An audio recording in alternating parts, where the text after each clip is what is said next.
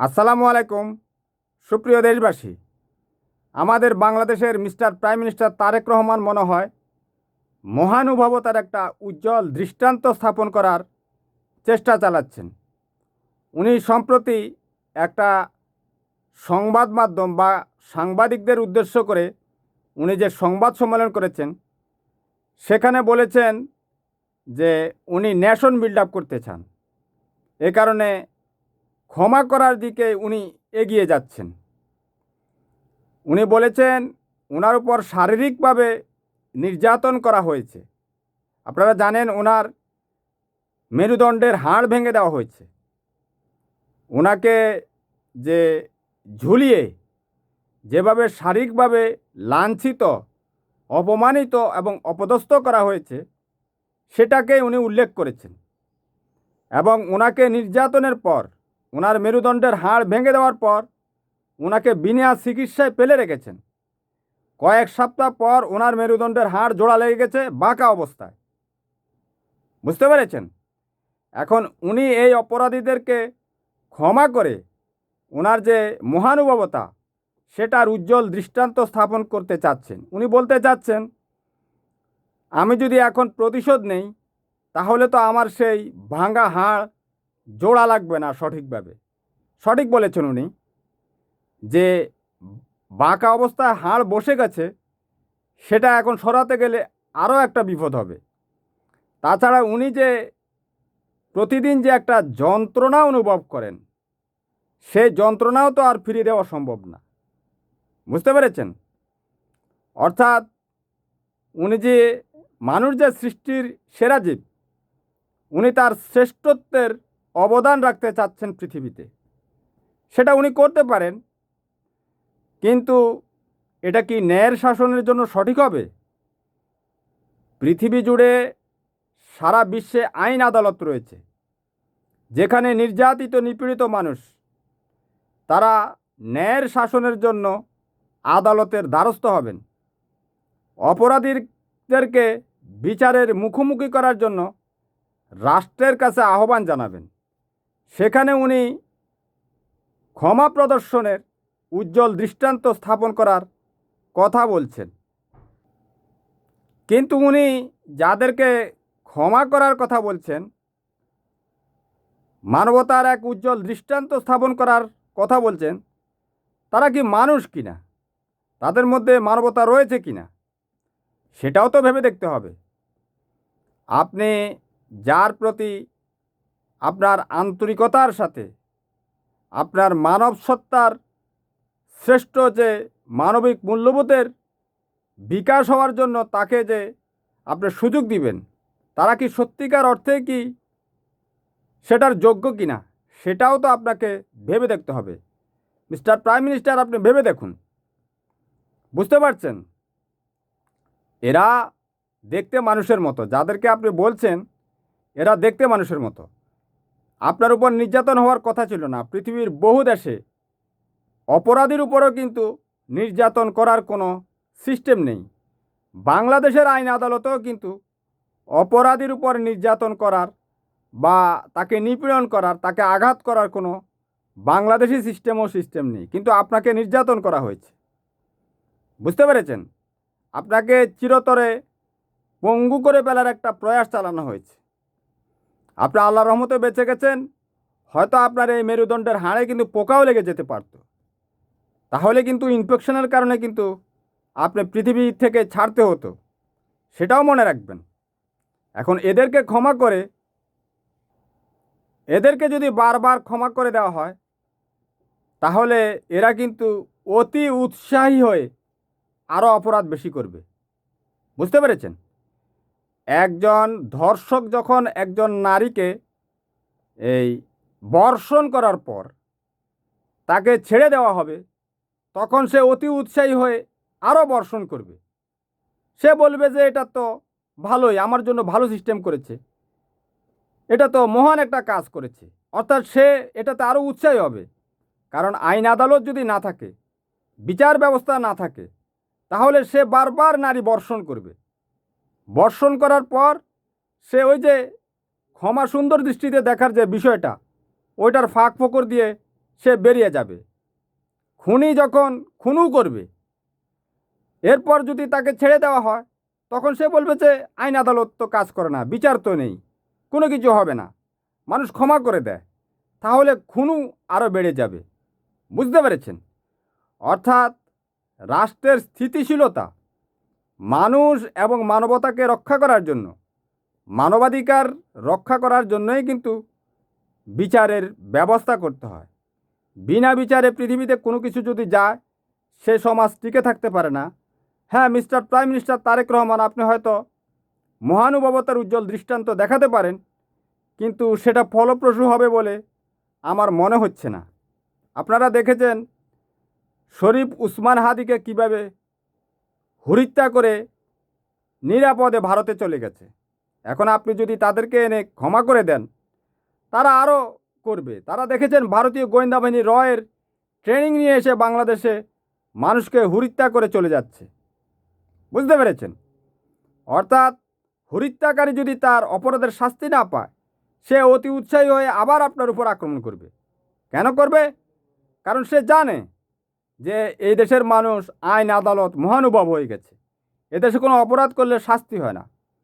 আপনারা জানেন ভারতীয় জাঙ্গিয়ার শেখ হাসিনা, তার পিতা তো রক্ষী বাহিনী গঠন করে কি করেছে আপনারা জানেন, কিভাবে মানুষকে হত্যা করেছে, তাই না? হাজার হাজার জাসদের কর্মী এ পৃথিবী ছেড়ে গেছে, সেটা পৃথিবী জানে, ইতিহাস জানে। শেখ হাসিনা কি তাদেরকে ক্ষমা করেছে? তার বাবাকে যে জয় বাংলা করে দিয়েছে বাংলাদেশের দেশপ্রেমিক আর্মির অফিসাররা, তাদেরকে শেখ হাসিনা কী করেছে? ধরে এনে, এগুলো মিডিয়াতে বলাও যায় না, কোরবানি দিয়ে দিয়েছে, কোরবানি। শেখ হাসিনা কি ক্ষমার উজ্জ্বল দৃষ্টান্ত দেখিয়েছে? শেখ হাসিনার বাবা কেন জয় বাংলা হলো? জয় বাংলা হওয়ার কারণ হচ্ছে সে রক্ষী বাহিনী দিয়ে এদেশের বহু মানুষকে হত্যা করেছে। কথা বুঝতে পেরেছেন? শেখ মুজিবের বিপক্ষে কোনো কথা বলা যেত না। ৭২ থেকে ৭৫ পর্যন্ত হাজার হাজার মুক্তিযোদ্ধা এবং জাসদের তরুণদেরকে হত্যা করে ফেলা হয়েছে। অধ্যাপক সলিমুল্লাহ খান বলেছেন, উনারা ইতিহাসের সাক্ষী। উনি বলেছেন ১০,০০০ যুবকের চামড়া ছিলে হত্যা করা হয়েছে। শেখ মুজিবের বিপক্ষে কোনো কথা বলা যেত না, কারণ শেখ মুজিব ছিল পরাক্রমশালী। তার বক্তৃতা এতটাই নেশাগ্রস্ত করেছে এই জাতির কিছু মানুষকে, যারা মানুষকে হত্যার একটা নগ্ন উল্লাস যাপন করেছিল। এখন এদেরকে কি বিচার করা যাবে না? বুঝতে পেরেছেন? অর্থাৎ শেখ হাসিনা কিন্তু ক্ষমার উজ্জ্বল দৃষ্টান্ত দেখায়নি। পৃথিবীতে কেউই সুযোগ পেলে, শেখ হাসিনা যে গত 15 বছর 7 মাস বাংলাদেশে কী করেছে, তার একটা ইস্যু ছিল 21শে আগস্ট গ্রানুড হামলা। বুঝতে পেরেছেন? শেখ হাসিনা কিন্তু হত্যার শিকার হয়নি। তার আশেপাশে যে গ্রানুডগুলো ফুটেছিল, সেখানে হ্যাঁ তাদের নেতাকর্মী হতাহত হয়েছে, সেটা গভীর পরিতাপের বিষয়। প্রত্যেকটা মানুষের জীবনের মূল্য রয়েছে। আমি মানুষ হত্যাকারীদেরকে জারারুজ বলি। বুঝতে পেরেছেন? আওয়ামী লীগের লোকেরা তারপরও আমার সমালোচনা করে, আমার গালিগালাজ করে। কথা বুঝতে পেরেছেন? কারণ এদেরকে মানবতার বাণী বলিয়ে কোনো লাভ নেই। এরা শেখ মুজিবের বক্তৃতা শোনার পর এরা জাঙ্গিয়া হয়ে যায়। এদের মধ্যে কোনো হিতাহিত জ্ঞান থাকে না। একটা বক্তৃতা নির্ভর একটা দল, এরা এই বক্তৃতা শুনেই কিন্তু অক্সিজেন গ্রহণ করে, আর একজন মানুষকে নৃশংসভাবে হত্যা করে। কথা বুঝতে পেরেছেন? এরা কিন্তু ভয়ঙ্কর। এখন এরা যে সারা 15 বছর 7 মাস ধরে বাংলাদেশের মানুষের উপর গুম, খুনু, হত্যা, বর্ষণ এগুলো করেছে, এদের কি এ অপরাধের, এই আওয়ামী অপরাধী সংগঠনকে যদি এখন আমরা মানবতার উজ্জ্বল দৃষ্টান্ত দেখিয়ে ক্ষমা করে দিই, সেটা মনে হয় না বাংলাদেশের স্থিতিশীলতার জন্য সেটা সঠিক হবে। কারণ তাদেরকে 15 বছর 7 মাস বলা হয়েছে যে তারা তো বাংলাদেশের মানুষের উপর যে নির্যাতনের স্টিম রোলার চালিয়েছে, বিশেষ করে মুসলমানদের উপর 99 পুরো 100%ই মুসলমানদের উপর তারা নির্যাতন নিপীড়ন চালিয়েছে। হিন্দুদের মধ্যে শুধু পিনাকরঞ্জন চক্রবর্তী আর কি, দুঃখিত, পিনাকি ভট্টাচার্য। পিনাকরঞ্জন চক্রবর্তী তো ভারতের সাবেক রাষ্ট্রদূত। ওই যে পিনাকি ভট্টাচার্য, শুধু তাকে দেশ ছাড়তে হয়েছে হিন্দু হিসেবে। অর্থাৎ 100%ই বাংলাদেশের মুসলমানদের উপর নির্যাতন হয়েছে। কিভাবে আয়নাগর, গুম, খুন, হত্যা করা হয়েছে আপনারা জানেন। মিস্টার প্রাইম মিনিস্টার তারেক রহমানের বিরুদ্ধে যখন 21শে আগস্ট গ্রানুড হামলা দেওয়া হয়েছিল, তখন প্রেস ক্লাবের সামনে যুবদলের কয়েকজন কর্মী সেটার প্রতিবাদ জানিয়েছিল। সেখান থেকে যুবদল কর্মীকে পুলিশ লীগ তুলে নিয়ে হত্যা করে ফেলেছিল। বুঝতে পেরেছেন? অর্থাৎ তারা বিএনপি সহ জামায়াত, হেফাজত বা বাংলাদেশি মুসলিমদেরকে একেবারে চিরতরে উৎখাত করার প্রয়াস চালিয়েছে। তাদেরকে বিচারের সম্মুখীন হতে হবে, কারণ তাদের মধ্যে কোনো অনুশোচনা নেই।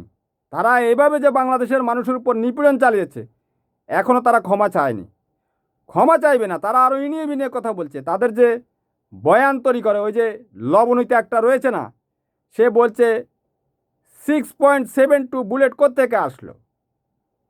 হ্যাঁ, হাদিকে যে হত্যা করেছে, সে ফয়সাল দাউদ কীভাবে বাংলাদেশে হত্যা করে ভারতে চলে গেল, বোঝা যায় না?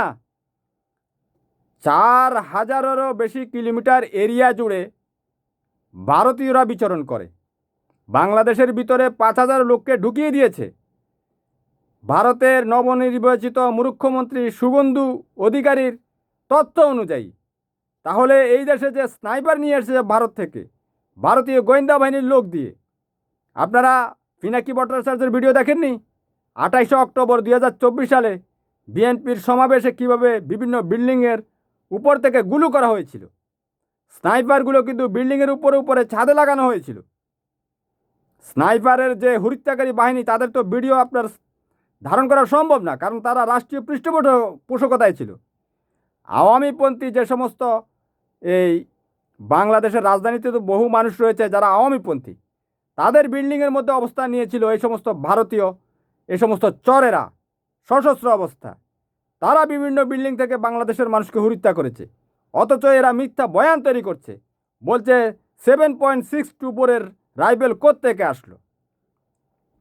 সাখাওয়াত হোসেন সাহেব, ওই যে ব্রিগেডিয়ার সাখাওয়াত হোসেন সাহেব, যিনি কিনা এই স্বরাষ্ট্র উপদেষ্টা থাকার সময়ে ইন্টারিম গভর্নমেন্ট আমাদের মিস্টার ইউনূসের সময় যখন এই সাখাওয়াত সাহেব বলেছিলেন, ওনাকে ফোন করে বলা হয়েছিল আপনি এখন স্নাইপার রাইফেলের যে রেঞ্জ সেটার মধ্যে রয়েছেন। বুঝতে পেরেছেন? তাহলে 7.62 কোত্থেকে আসলো? স্নাইপার রাইফেল এটার জোনের মধ্যে ঢুকেছে ব্রিগেডিয়ার সাখাওয়াত হোসেন, কারণ উনি ছাত্র জনতার পক্ষ নিয়েছিলেন। তাহলে ব্রিগেডিয়ার সাখাওয়াত হোসেন একটা বাংলাদেশের নেতৃত্বের পর্যায়ে ছিল। উনি তো এই 2008 সালে যে বাংলাদেশে নির্বাচন হয়েছিল, সেই নির্বাচন কমিশনার ছিল। সে কারণে ওনাকে টার্গেট থেকে মুক্ত করা হয়েছিল। সাখাওয়াত হোসেন সাহেবের ফোন নাম্বার কার কাছে থাকবে? হ্যাঁ, এটা বাংলাদেশের মানুষ বুঝে না। সাখাওয়াত হোসেন সাহেবের ফোন নাম্বার কি আমার কাছে আছে? সেটা রাষ্ট্রীয় বিভিন্ন বাহিনীর কাছে রয়েছে। রাষ্ট্রীয় বাহিনীগুলো জানে এটা ভারতীয়রা করেছে। এদেরকে ধরা পর্যন্ত যায়নি, এদের কোনো ভিডিও ধারণ করা যায়নি। তবে ওই যে বিএনপির যে 28 অক্টোবর 2024 সালে পল্টনের বিভিন্ন বিল্ডিংয়ের ছাদ থেকে বিএনপির সমাবেশে গুলু চালিয়ে ভণ্ডুল করে দেওয়া হয়েছিল, সেখানে হত্যা করে দেওয়া হয়েছিল, সেই প্রমাণই যথেষ্ট, আর বেশি কিছু লাগবে না। এটা ভারতীয়রা করেছে এবং আওয়ামী লীগের তত্ত্বাবধানে তারা পেঁচিয়ে দিচ্ছে এখন এদিক সেদিক। ওই দিন দেখলাম লবণীতা চৌধুরী ওই মার্কিন যুক্তরাষ্ট্রের ওই কোনো একজন ব্যক্তি এসেছে যে বাংলাদেশের পুলিশকে ট্রেনিং দেওয়ার জন্য সার দেয়, বুঝতে পেরেছেন? তার নাম সহ বলছে। এখন ওরা আবার এটার সাথে মার্কিন যুক্তরাষ্ট্রকে জুড়িয়ে দিচ্ছে, ওই 7.62 বলছে। এখন সে একাডেমিক টিচার, সে পুলিশকে ট্রেনিং দিচ্ছে অস্ত্র চালানোর, ঠিক আছে। মার্কিন যুক্তরাষ্ট্রের পুলিশ তো হচ্ছে পৃথিবীর সেরা পুলিশ। মার্কিন যুক্তরাষ্ট্রের কয়েকটা প্রায় 27 থেকে 28টা অঙ্গরাজ্যের মধ্যে মৃত্যুদণ্ড নিষিদ্ধ। খুনু করলেও খুনুকে বহু বছর থেকে জেলে রেখে ব্রেন ওয়াশ করে ছেড়ে দেওয়া হয়, অনেকে ভালো হয়ে যায়। মার্কিন যুক্তরাষ্ট্রের যে পুলিশ FBI, তারা হেলিকপ্টারের সাহায্যে সন্ত্রাসীকে ধরে, মার্কিন পুলিশ, ঠিক আছে। তাদের মতো পুলিশ পৃথিবীতে নেই। আপনারা জেনেছেন সংবাদ মাধ্যমের মাধ্যমে, গ্রেট আমেরিকার প্রেসিডেন্ট ছিল জো বাইডেন। তার ছেলের একটি অস্ত্র মামলার কারণে পুলিশ গিয়ে হোয়াইট হাউসে বসেছিল। এটা বিশ্বের বাংলাদেশের মতো, শেখ হাসিনার মতো উগ্র চরমপন্থী জাঙ্গিয়াদের দেশে এটা কল্পনা করা যাবে? এটা হচ্ছে আইনের শাসনের একটা উৎকৃষ্ট উদাহরণ। আর বাংলাদেশে জুলাই আগস্টে কিভাবে এদেশের মানুষকে পুলিশ লীগ দিয়ে হত্যা করা হয়েছে সেটাও অবগত রয়েছে। পুলিশ লীগ হয়তো আমার কথা শুনলে তারা ক্ষিপ্ত হবে, বলবে তাদের বিপক্ষে। এটা তো বিপক্ষের কথা নয়, এটা তো সত্য। হাজার হাজার লক্ষ লক্ষ রিলস ফেসবুক, ইউটিউবের বিভিন্ন রিলসে ছড়িয়ে পড়েছে, সেগুলো এখনও দেখা যাচ্ছে তারা কিভাবে কোন দিক থেকে গুলি চালিয়েছে এদেশের মানুষের বুকের মধ্যে, এদেশের মানুষের ট্যাক্সের টাকা দিয়ে। এটা তারা কিছুতেই করতে পারে না। অথচ এই লবণীতেরা ইনিয়ে বিনিয়ে উদরপিণ্ডি বুদর গাড়ে ছাপানোর চেষ্টা করছে। স্নাইপার রাইফেলসের আঘাতে আওয়ামী লীগের কোনো কর্মী, যে সমস্ত জাঙ্গিয়ারা রামদা, চাইনিজ কুড়াল, M16 রাইফেল, AK-47 রাইফেলস এগুলো নিয়ে পুলিশ লীগের সাথে নেমেছিল, তারা হত্যার শিকার হয়নি কেন? মানুষদেরকে বোকা মনে করো, বোধাই মনে করো? মানুষ এত বোকা? আল্লাহ তাদের উপর গজব নাজিল করুক। আল্লাহ হাফেজ, ভালো থাকবেন।